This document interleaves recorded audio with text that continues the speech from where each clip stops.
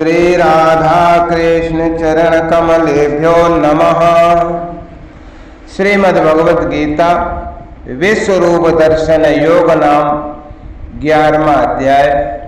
ओम श्री परमात्मने नमः। 11वें अध्याय का हिंदी अर्थ। इस प्रकार भगवान के वचन सुनकर अर्जुन बोले, हे भगवान, मेरे पर अनुग्रह करने के लिए परम गोपनीय अध्यात्म विषयक वचन अर्थात उपदेश आपके द्वारा जो कहा गया उससे मेरा यह ज्ञान नष्ट हो गया। क्योंकि हे कमल नेत्र, मैंने भूतों की उत्पत्ति और प्रलय आपसे विस्तार पूर्वक सुने हैं तथा आपका विनाशी प्रभाव भी सुना है। हे परमेश्वर, आप अपने को जैसा कहते हो ये ठीक ऐसा ही है, परंतु पुरुषोत्तम आपके ज्ञान, ऐश्वर्य, शक्ति, बल, वीर्य और तेज युक्त रूप को प्रत्यक्ष देखना चाहता हूँ। इसलिए हे प्रभु, मेरे द्वारा वह आपका रूप देखा जाना शक्य है, ऐसा यदि आप मानते हैं तो हे योगेश्वर, आप अपना अविनाशी स्वरूप का मुझे दर्शन कराइए। उत्पत्ति, स्थिति और प्रलय तथा अंतर्यामी रूप से शासन करने वाले होने से भगवान का नाम प्रभु है। इस प्रकार अर्जुन के प्रार्थना करने पर भगवान श्री कृष्ण बोले, हे पार्थ, मेरे सैकड़ों तथा हजारों नाना प्रकार के और नाना वर्ण तथा आकृति वाले अलौकिक रूपों को देख। हे भरतवंशी अर्जुन, मैं आदित्यों को अर्थात आदित्य के 12 पुत्रों को और 8 वसुओं को, 11 रुद्रों को तथा दोनों अश्विनी कुमारों को और 49 मर्द गुणों को देख तथा और भी बहुत से पहले न देखे हुए आश्चर्यमय रूपों को देख। हे गुणाकेश, अब इस मेरे शरीर में एक जगह स्थित हुए चराचर सहित संपूर्ण जगत को देख तथा और भी जो कुछ देखना चाहता है सो देख, परंतु मेरे को इन अपने प्राकृत नेत्रों द्वारा देखने को निसंदेह समर्थ नहीं है। इसी से मैं तेरे लिए दिव्य अर्थात अलौकिक चक्षु देता हूँ। इससे तू मेरे प्रभाव को और योग शक्ति को देख। संजय बोले, हे राजन, महायोगेश्वर और सब पापों को नाश करने वाले भगवान ने इस प्रकार कहकर उसके उपरांत अर्जुन के लिए परम ऐश्वर्य युक्त दिव्य स्वरूप दिखाया। उस अनेक मुख और नेत्रों से युक्त तथा अनेक अद्भुत दर्शनों वाले एवं बहुत से दिव्य भूषणों से युक्त और बहुत से दिव्य शस्त्रों को हाथ में उठाए हुए, परंतु मेरे को इन अपने प्राकृत नेत्रों द्वारा देखने को निसंदेह समर्थ नहीं है। इसी से मैं तेरे लिए दिव्य अर्थात अलौकिक चक्षु देता हूँ। इससे तू मेरे प्रभाव को और योग शक्ति को देख। संजय बोले, हे राजन, महायोगेश्वर और सब पापों के नाश करने वाले भगवान ने इस प्रकार कहकर उसके उपरांत अर्जुन के लिए परम ऐश्वर्य युक्त दिव्य स्वरूप दिखलाया। उस अनेक मुख और नेत्रों से युक्त तथा अनेक अद्भुत दर्शनों वाले एवं बहुत से दिव्य भूषणों से युक्त और बहुत से दिव्य शस्त्रों को हाथ में उठाए हुए तथा दिव्य माला और वस्त्रों को धारण किए हुए और दिव्य गंध का अनुलेपन किए हुए एवं सब प्रकार के आश्चर्यों से युक्त सीमा रहित विराट स्वरूप परम देव परमेश्वर को अर्जुन ने देखा। हे राजन, आकाश में 1000 सूर्यों के एक साथ उदय होने से उत्पन्न हुआ जो प्रकाश होवे, वो भी उस विश्व रूप परमात्मा के प्रकाश के सदृश कदाचित ही होवे। ऐसे आश्चर्यमय रूप को देखते हुए पांडुपुत्र अर्जुन ने उस काल में अनेक प्रकार से विभक्त हुए अर्थात पृथक पृथक हुए संपूर्ण जगत को उस देवों के देव भगवान श्री कृष्ण के शरीर में एक जगह स्थित देखा। उसके अनंतर वो आश्चर्य से युक्त हुआ हर्षित रोमों वाला अर्जुन विश्वरूप परमात्मा को श्रद्धा भक्ति सहित सिर से प्रणाम करके हाथ जोड़े हुए बोला, हे देव, आपके शरीर में संपूर्ण देवों को तथा अनेक भूतों के समुदायों को और कमल के आसन पर बैठे हुए ब्रह्मा को तथा महादेव को और संपूर्ण ऋषियों को तथा दिव्य सर्पों को देखता हूँ। ये संपूर्ण विश्व के स्वामिन, आपको अनेक हाथ, पेट, मुख और नेत्रों से युक्त तथा सब ओर से अनंत रूपों वाला देखता हूँ। हे विश्वरूप, आपके अंत को देखता हूँ। तथा न मध्य को और न आदि को ही देखता हूँ। हे विष्णु, आपको मैं मुकुट युक्त, गदा युक्त और चक्र युक्त तथा सब ओर से प्रकाशमान तेज का पुंज, प्रज्वलित अग्नि और सूर्य के सदृश ज्योति रूप, देखने में अति गहन और अप्रमेय स्वरूप सब ओर से देखता हूँ। इसलिए हे भगवान, आप ही जानने योग्य परम अक्षर हैं, अर्थात पर ब्रह्म परमात्मा हैं, और आप ही इस जगत के परम आश्रय हैं, तथा आप ही अनादि धर्म के रक्षक हैं, और आप ही अविनाशी सनातन पुरुष हैं, ऐसा मेरा मत है। हे परमेश्वर, मैं आपको आदि अंत और मध्य से रहित तथा अनंत सामर्थ्य से युक्त और अनंत हाथों वाला तथा चंद्र सूर्य रूप नेत्रों वाला और प्रज्वलित अग्नि रूप मुख वाला तथा अपने तेज से इस जगत को तपायमान करता हुआ देखता हूँ। हे महात्मन, यह स्वर्ग और पृथ्वी के बीच का संपूर्ण आकाश तथा सब दिशाएं एक आप से ही परिपूर्ण हैं, तथा आपके इस अलौकिक और भयंकर रूप को देखकर तीनों लोक अद्वैता को प्राप्त हो रहे हैं। तो हे गोविंद, वे सब देवताओं के समूह आप में ही प्रवेश करते हैं और कई एक भयभीत होकर हाथ जोड़े हुए आपके नाम और गुणों का उच्चारण करते हैं, तथा महर्षि और सिद्धों के समुदाय कल्याण होवे ऐसा कहकर उत्तम उत्तम स्तोत्रों द्वारा आपकी स्तुति करते हैं। हे परमेश्वर, जो 11 रुद्र और 12 आदित्य तथा 8 पशु और साध्यगण, विश्वदेव तथा अश्विनी कुमार और मरुदगण और पितरों का समुदाय तथा गंधर्व, यक्ष, राक्षस और सिद्धगणों के समुदाय हैं, वे सब ही विस्मित हुए आपको देखते हैं। हे महाभाव, आपके बहुत मुख और नेत्रों वाले तथा बहुत हाथ, जंघा और पैरों वाले और बहुत उदरों वाले तथा बहुत सी विकराल दाढ़ों वाले मान रूप को देखकर सब लोग व्याकुल हो रहे हैं, तथा मैं भी व्याकुल हो रहा हूँ। क्योंकि हे विष्णु, आकाश के साथ स्पर्श किए हुए दैदीप्यमान अनेक रूपों से युक्त तथा फैलाए हुए मुख और प्रकाशमान विशाल नेत्रों से युक्त आपको देखकर भयभीत अंतःकरण वाला मैं धीरज और शांति को नहीं प्राप्त होता। हे भगवान, आपके विकराल दाढ़ों वाले और प्रलय काल की अग्नि के समान प्रज्वलित मुखों को देखकर दिशाओं को नहीं जानता और सुख को भी नहीं प्राप्त होता हूँ। इसलिए हे देवेश, हे जगन निवास, आप प्रसन्न हो।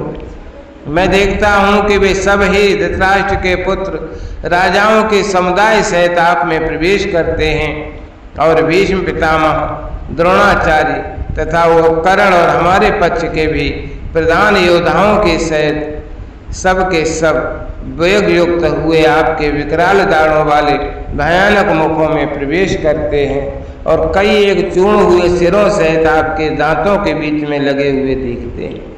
हे विश्वमूर्ते, जैसे नदियों के बहुत से जल के प्रवाह समुद्र के ही सम्मुख दौड़ते हैं तथा समुद्र में प्रवेश करते हैं, वैसे ही वे सूरवीर मनुष्यों के समुदाय भी आपके प्रज्वलित हुए मुखों में प्रवेश करते हैं, अथवा जैसे पतंग मोह के वश होकर नष्ट होने के लिए प्रज्वलित अग्नि में अतिवेग से युक्त हुए प्रवेश करते हैं, वैसे ये सब लोग भी अपने नाश के लिए आपके मुखों में अतिवेग से युक्त हुए प्रवेश करते हैं, और आप उन संपूर्ण लोकों को प्रज्वलित मुखों द्वारा ग्रसन करते हुए सब ओर से चाट रहे हैं। हे विष्णु, आपका उग्र प्रकाश संपूर्ण जगत को तेज के द्वारा परिपूर्ण करके तपायमान करता है।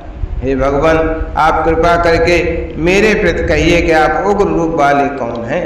हे देवों में श्रेष्ठ, आपको नमस्कार होवे, आप प्रसन्न होइए। आज इस स्वरूप आपको मैं तत्व से जानना चाहता हूँ, क्योंकि आपकी प्रवृत्ति को मैं नहीं जानता। इस प्रकार अर्जुन के पूछने पर श्री कृष्ण भगवान बोले, हे अर्जुन, मैं लोकों का नाश करने वाला बड़ा हुआ महाकाल हूँ। इस समय इन लोकों को नष्ट करने के लिए प्रवृत्त हुआ हूँ। इसलिए जो प्रतिपक्षियों की सेना में स्थित हुए योद्धा लोग हैं, वे सब तेरे बिना भी नहीं रहेंगे, अर्थात तेरे युद्ध न करने से भी इन सब का नाश हो जाएगा।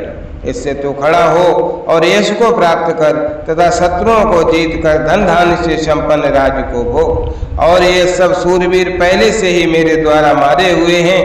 हे सब पिशाचिन, तू तो केवल निमित्त मात्र ही हो जा। तथा इन द्रोणाचार्य और भीष्म पितामह तथा जयद्रथ और कर्ण तथा और भी बहुत से मेरे द्वारा मारे हुए सूरवीर योद्धाओं को तू मार और भय मत कर। निसंदेह तू युद्ध में बैरियों को जीतेगा, इसलिए युद्ध कर। इसके उपरांत संजय बोले कि हे राजन, केशव भगवान के इस वचन को सुनकर मुकुटधारी अर्जुन हाथ जोड़े हुए कांपता हुआ नमस्कार करके फिर भी भयभीत हुआ प्रणाम करके भगवान श्री कृष्ण के प्रति गदगद वाणी से बोला, हे अंतर्यामिन, ये योग्य ही है कि जो आपके नाम और प्रभाव के कीर्तन से जगत हर्षित होता है और अनुराग को भी प्राप्त होता है तथा भयभीत हुए राक्षस लोग दिशाओं में भागते हैं और सब सिद्धगणों के समुदाय नमस्कार करते हैं। हे महात्मन, ब्रह्मा के भी आदि कर्ता और सबसे बड़े आपके लिए भी कैसे नमस्कार नहीं करेंगे, क्योंकि हे अनंत, हे देवेश, हे जगन निवास, जो सत असत और उनसे परे अक्षर अर्थात सच्चिदानंद घन ब्रह्म है, वो तो आप ही हे प्रभु। आप आदि देव और सनातन पुरुष हैं। आप इस जगत के परम आश्रय और जानने वाले तथा जानने योग्य और परम धाम हैं। हे अनंत रूप, आपसे यह सब जगत व्याप्त अर्थात परिपूर्ण है। हे हरे, आप वायु, यमराज, अग्नि, वरुण, चंद्रमा तथा प्रजा के स्वामी, ब्रह्मा और ब्रह्मा के भी पिता हैं। आपके लिए हजारों बार नमस्कार नमस्कार होवे, आपके लिए फिर भी बार बार नमस्कार नमस्कार हो। हे अनंत, हे सामर्थ्य वाले, आपके लिए आगे से और पीछे से भी नमस्कार होवे। हे सर्वात्मन, आपके लिए सब ओर से ही नमस्कार होवे, क्योंकि अनंत पराक्रमशाली आप सब संसार को व्याप्त किए हुए हैं, इससे आप ही सर्वरूप हैं। हे परमेश्वर, सखा ऐसे मानकर आपके इस प्रभाव को न जानते हुए मेरे द्वारा प्रेम से अथवा प्रमाद से भी हे कृष्ण, हे यादव, हे सखे, इस प्रकार कहकर जो कुछ हठपूर्वक कहा गया है, और हे अच्युत, जो आप हंसी के लिए विहार, शैया, आसन और भोजन आदि में अकेले अथवा उन सखाओं के सामने भी अपमानित किए गए हैं, वो सब अपराध अप्रमेय स्वरूप अर्थात अचिंत्य प्रभाव वाले आपसे मैं क्षमा करवाता हूँ। हे विश्वेश्वर, आप इस चराचर जगत के पिता हैं और गुरु से भी बड़े गुरु हैं एवं अति पूजनीय हैं। हे अतिशय प्रभाव वाले, तीनों लोकों में आपके समान भी दूसरा कोई नहीं है, फिर अधिक तो कैसे हो। इससे हे प्रभु, मैं शरीर को अच्छी प्रकार चरणों में रख के और प्रणाम करके स्तुति करने योग्य आप ईश्वर को प्रसन्न होने के लिए प्रार्थना करता हूँ। हे देव, पिता जैसे पुत्र के और सखा जैसे सखा के और पति जैसे प्रिय स्त्री के, वैसे ही आप भी मेरे अपराध को सहन करने के लिए योग्य हैं। हे विश्वमूर्ते, मैं पहले न देखे हुए आश्चर्य में आपके इस रूप को देखकर हर्षित हो रहा हूँ और मेरा मन भय से अति व्याकुल भी हो रहा है। इसलिए हे देव, आप उस अपने चतुर्भुज रूप को ही मेरे लिए दिखाइए। हे देवेश, हे जगन निवास, प्रसन्न होइए। हे विष्णु, मैं वैसे ही आपको मुकुट धारण किए हुए तथा गदा और चक्र हाथ में लिए हुए देखना चाहता हूँ। इसलिए हे विश्वरूप, हे सहस्रबाहो, आप उस चतुर्भुज रूप से युक्त होइए।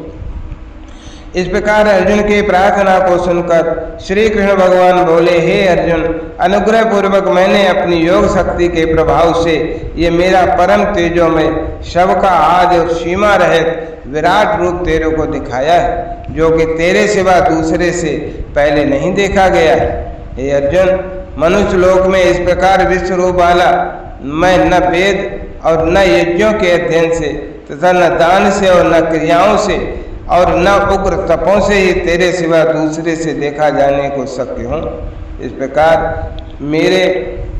इस प्रकार के मेरे इस विकराल रूप को देखकर तेरे को व्याकुलता न होवे और मूढ़ भाव भी न होवे और भय रहित प्रीत युक्त मन वाला तू मेरे इस शंख चक्र गदा पद्म सहित चतुर्भुज रूप को फिर देख। उसके उपरांत संजय बोले, हे राजन, वासुदेव भगवान ने अर्जुन के प्रति इस प्रकार कहकर फिर वैसे ही अपने चतुर्भुज रूप को दिखाया और फिर महात्मा कृष्ण ने सौम्य मूर्त होकर इस भयभीत अर्जुन को धीरज दिया। उसके उपरांत अर्जुन बोले, हे जनार्दन, आपके इस अति शांत मनुष्य रूप को देखकर अब मैं शांत चित्त हुआ अपने स्वभाव को प्राप्त हो गया हूँ। इस प्रकार अर्जुन के वचनों को सुनकर श्री कृष्ण भगवान बोले, हे अर्जुन, मेरा यह चतुर्भुज रूप देखने को अति दुर्लभ है कि जिसको तुमने देखा है, क्योंकि देवता भी सदा इस रूप के दर्शन करने की इच्छा वाले हैं। हे अर्जुन, न वेदों से, न तप से, न दान से और न यज्ञ से इस प्रकार चतुर्भुज रूप वाला मैं देखा जाने को शक्य हूँ कि जैसे मेरे को तुमने देखा है। परंतु हे श्रेष्ठ तप वाले अर्जुन, अनन्य भक्ति करके तो इस प्रकार चतुर्भुज रूप वाला मैं प्रत्यक्ष देखने के लिए और तत्व से जानने के लिए तथा प्रवेश करने के लिए अर्थात एक ही भाव से प्राप्त होने के लिए भी शक्य हूँ। हे अर्जुन, जो पुरुष केवल मेरे ही लिए सब कुछ मेरा समझता हुआ यज्ञ, दान और तप आदि संपूर्ण कर्तव्य कर्मों को करने वाला है और मेरे परायण है, अर्थात मेरे को परम आश्रय और परम गति मानकर मेरी प्राप्ति के लिए तत्पर है तथा मेरा भक्त है, अर्थात मेरे नाम, गुण, प्रभाव और रहस्य के श्रवण, कीर्तन, मनन, ध्यान और पठन पाठन का प्रेम सहित निष्काम भाव से निरंतर अभ्यास करने वाला है और आसक्ति रहते हैं, अर्थात स्त्री, पुत्र, धनादि संपूर्ण सांसारिक पदार्थों में स्नेह रहते हैं और संपूर्ण भूत प्राणियों में वैर भाव से रहते हैं, ऐसा वो अनन्य भक्ति वाला पुरुष मेरे को ही प्राप्त होता है। इस श्रीमद् भगवद गीता रूपी उपनिषद एवं ब्रह्म विद्या तथा योग शास्त्र विषय श्री कृष्ण और अर्जुन के संवाद में विश्व रूप दर्शन योग नामक ये 11वां अध्याय संपन्न होता है। जय राधा जय राधा राधा, जय राधा जय श्री राधा, जय कृष्णा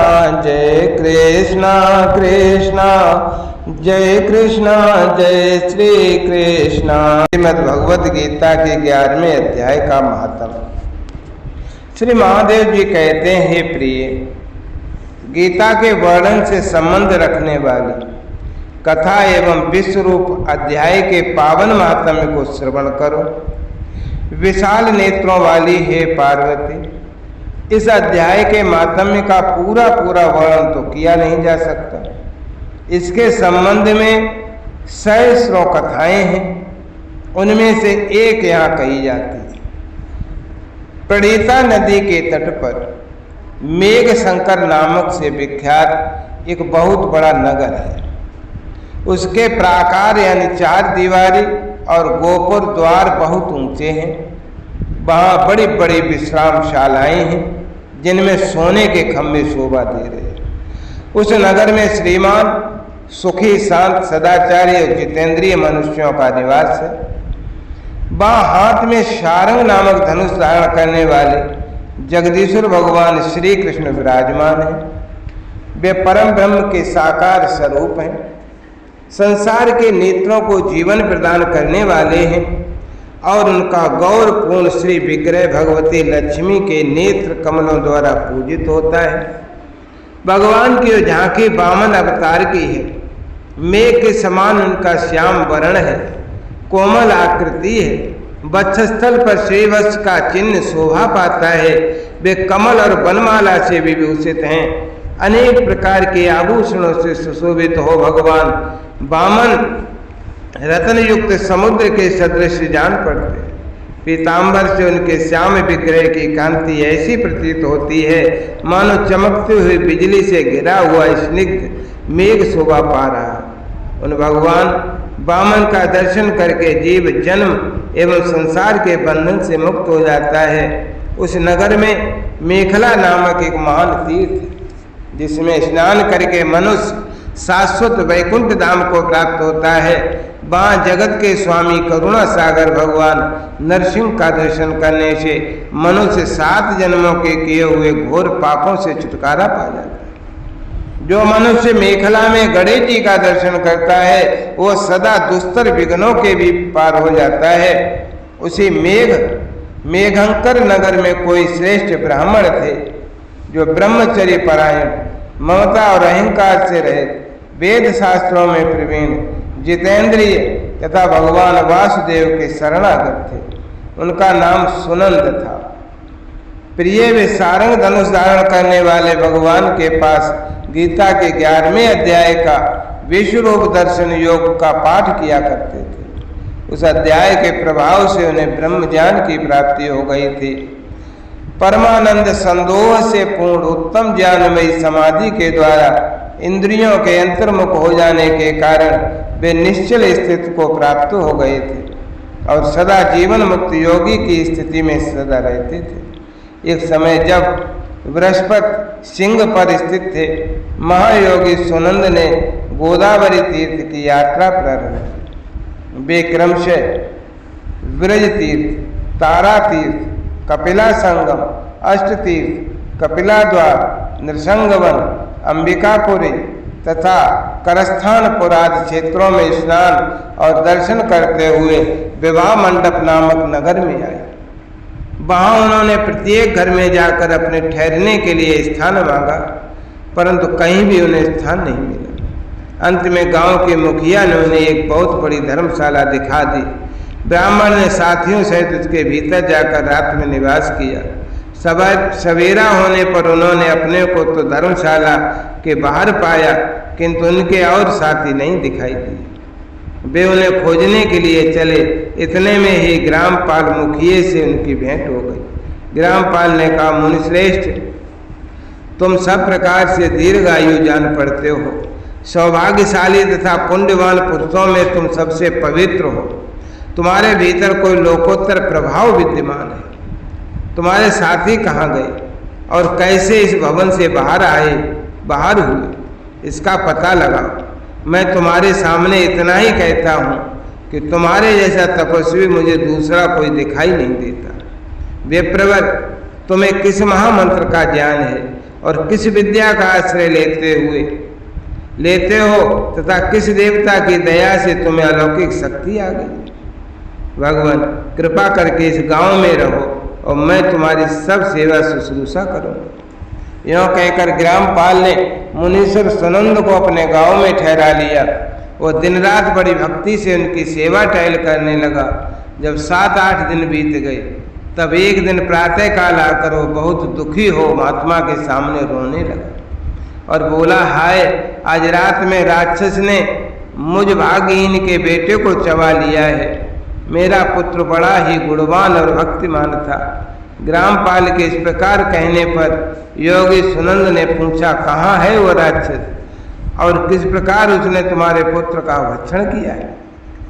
ग्रामपाल बोला, ब्राह्मण, इस नगर में एक भयंकर और बड़ा भयंकर नरभक्षी राक्षस रहता है। वो प्रतिदिन आकर इस नगर के मनुष्यों को खा लिया करता है।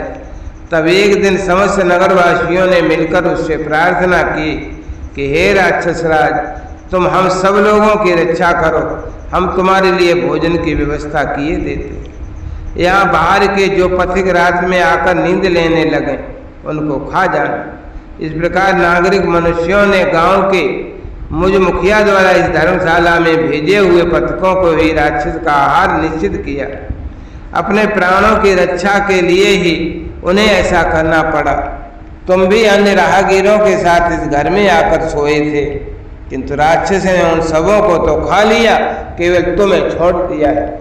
हे द्विजोत्तम, तुम में ऐसा क्या प्रभाव है, इस बात को तुम ही जानो। इस समय मेरे पुत्र का एक मित्र आया था, किंतु मैं उसे पहचान न सका। वो मेरे पुत्र को बहुत ही प्रिय था, किंतु अन्य राहगीरों के साथ उसे भी मैंने उसी धर्मशाला में भेज दिया।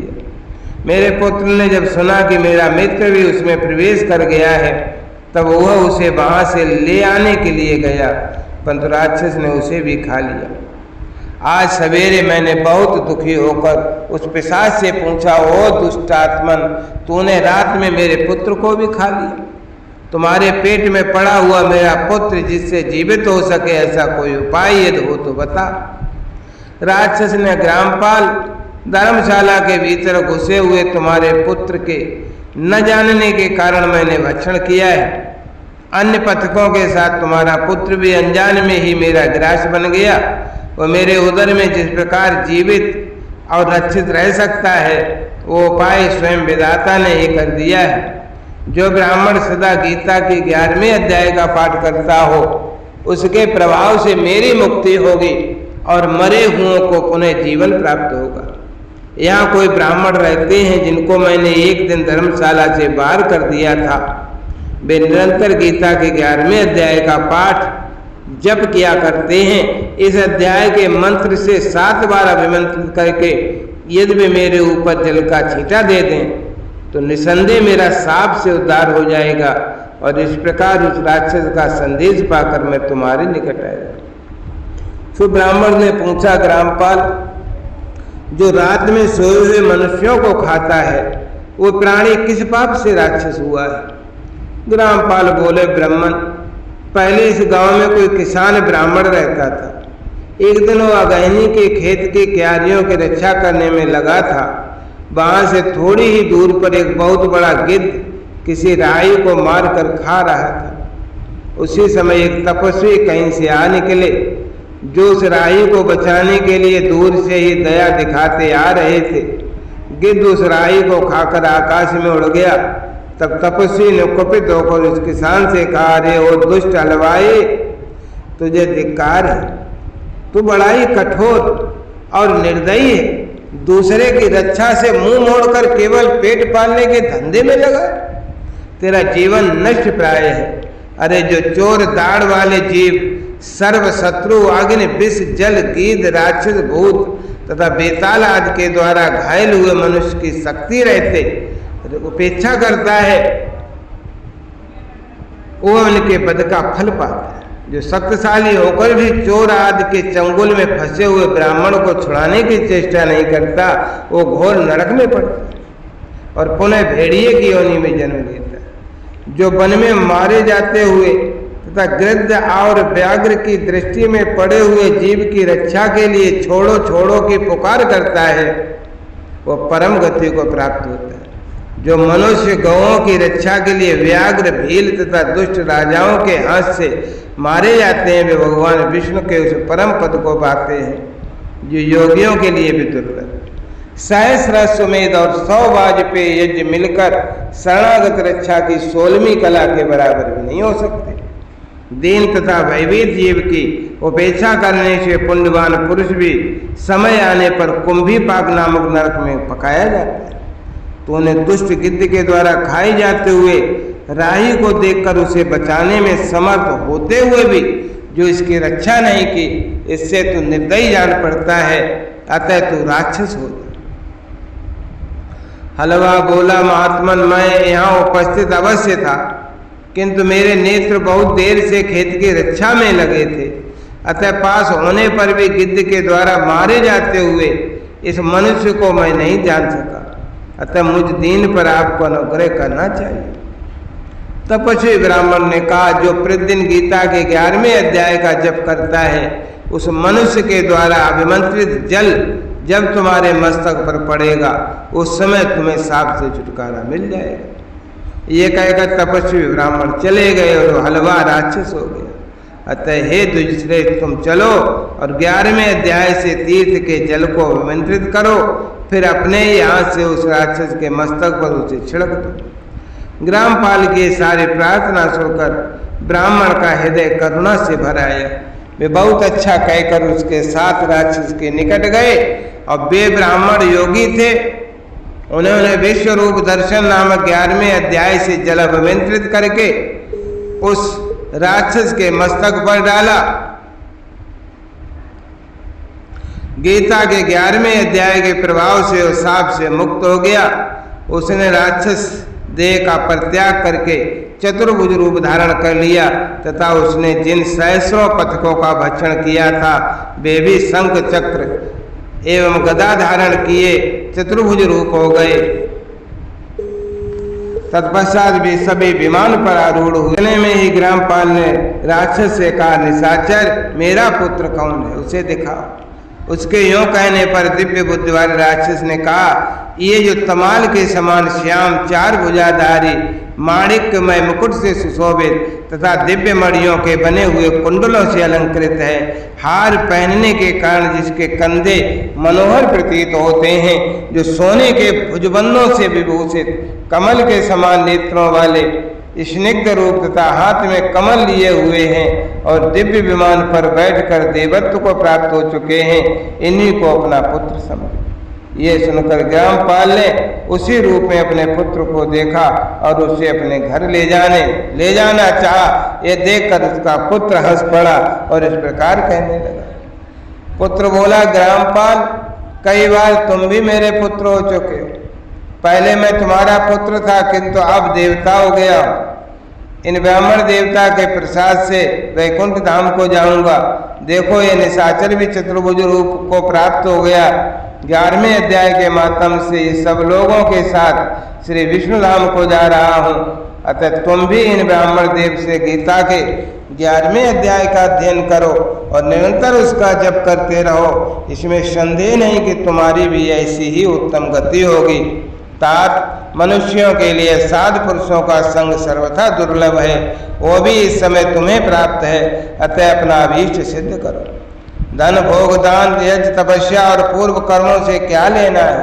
विश्व रूप अध्याय के पाठ से ही परम कल्याण की प्राप्ति हो जाती है।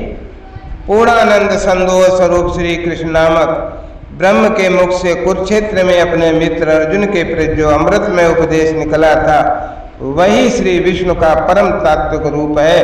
तुम उसी का चिंतन करो।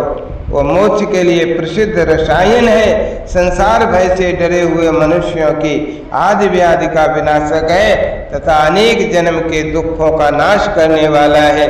मैं उसके सिवा दूसरे किसी साधन को ऐसा नहीं देखता, अतः उसी का अभ्यास करो। श्री महादेव जी कहते हैं कि यों कहकर वो सबके साथ विष्णु के परम धाम को चला गया। तब ग्रामपाल ने ब्राह्मण के मुख से उस अध्याय को पढ़ा। फिर वे दोनों ही उसके माध्यम से विष्णु धाम को चले गए। पार्वती, इस प्रकार तुम्हें 11वें अध्याय की मातम्य की कथा सुनाई। इसके श्रवण मात्र से महान पातकों का नाश हो जाता है। जय राधा राधा जय राधा जय श्री राधा। जय कृष्णा कृष्णा जय कृष्णा जय श्री कृष्णा।